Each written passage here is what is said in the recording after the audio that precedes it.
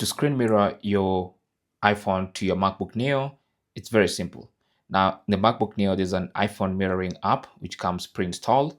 So find it, it's going to be on the dock, and launch it. Now, it's going to require your password for the first time, or it might take you through a process of setting up. Now, once everything is set up, it's going to look like that. Now, you can see it's not being synced right now. You need to lock your iPhone so that it gets synchronized, and now you can see what you should be seeing on the iPhone screen right on the MacBook Neo, as you can see. So you can use your mouse to navigate. So for instance, you can see I can scroll, I can swipe across different pages, I can launch apps. So for instance, if I want to launch the calendar app, I just click on it and then it just launches the app. And I'm basically using my phone right on the MacBook Neo, even though my phone could be locked and put in the pocket or something. Everything just works, as you can see. All right. So to go home, all I have to do is press that button at the bottom, and that takes me to the home screen. Simple as that.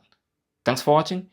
Don't forget to like and subscribe. If you have any comments or questions, feel free to talk to us in the comment section. Good luck.